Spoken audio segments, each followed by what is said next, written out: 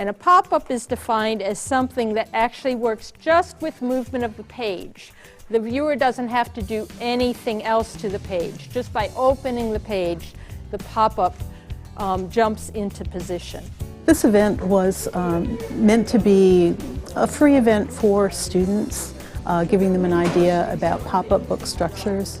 Carol Barton was one of our artists who presented in the Contemporary Book Arts show Beyond Text here at the Takoma Park campus. I'm a local Washington artist, and I have taught at Montgomery College several times years before when they were in another building here, before the new building was built. And I have been working in the book arts for 30 years, so I'm pretty well known as a book artist within the Washington area, and they invited me to be part of the exhibition of books in conjunction with the Pyramid Mid-Atlantic Book Fair. We thought it would be fun to put together something for students. I envisioned it as being a way for students in each of the different areas to come together to work on a project. Have your fingers behind the sheet and press back above and below your cuts. You should get just a very basic pop-up box. Now this is such a simple form, but there's a lot you can do with it across an accordion book. The purpose of having this event was to introduce the art students at Montgomery College to paper engineering, which is the design of pop-ups and sculptural books. And it's something that is not taught in a lot of colleges. Some of them incorporate it into their book arts program, and a lot of new programs are starting up in the book arts, but a lot of schools don't have set classes in that, and this was a special weekend workshop in it. A pop-up is always going to pull forward off the valley fold. That's one thing to remember.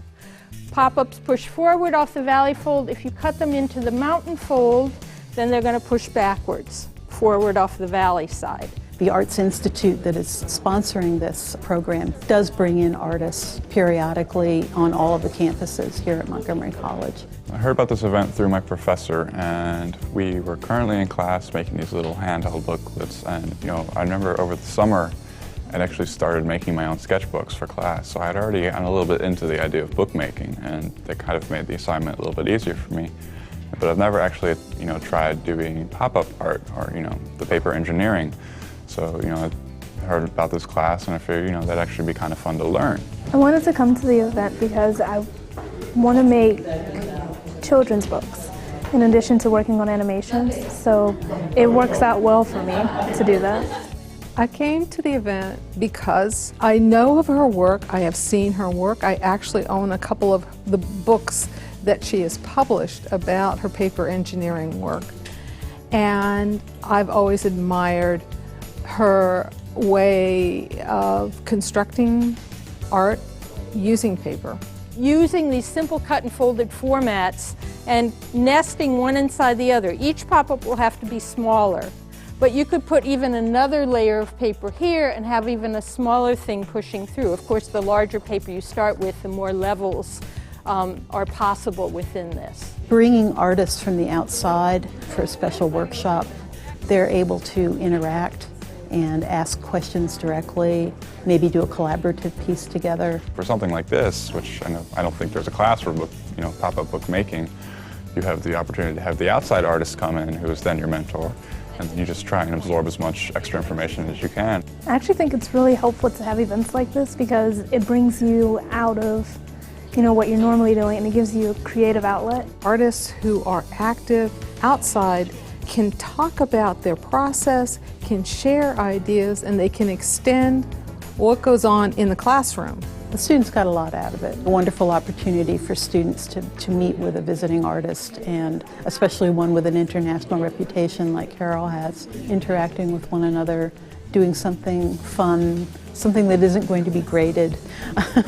I think those things all help to make it kind of a fun experience for them. The students, I think, get to interact with someone who is actively working in the art scene in the local area, and get the expertise of that person who has been developing a craft or an art style over a number of years. And I think that's very valuable to art students, to get the interaction with people out in the field. We all kind of worked together and, helped each other. Some people couldn't figure it out. Some people really excelled at it a lot faster than others. But everybody was kind of generating ideas, and then we were also each generating our own ideas as to extra things we could do with this new ability that we've learned. Having events like this are actually really helpful because I know for me I was trying to figure out something extra I could do on the side, like a hobby. So this is a way to help me, go further into it, and having other events like this will probably be really helpful for a lot of people. The excitement of knowing that artists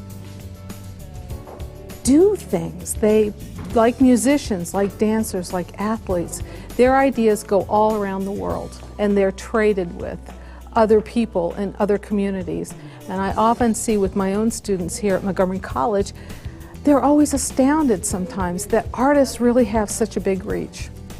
So I think it's really exciting when students have this opportunity. I get back ideas from the students and also the energy that the students give back through class. So it's a real exchange. It's not just a one-way teaching event. Here at Takoma Park, we have a really broad range of students. We have traditional age students, we have older students, we have continuing ed for lifelong learners, we have degree programs, both the Associate of Fine Arts degree and the AA plus Gen Ed art students. So I think this is a pretty good cross-section of all the kinds of students we have here at the Visual Art Department.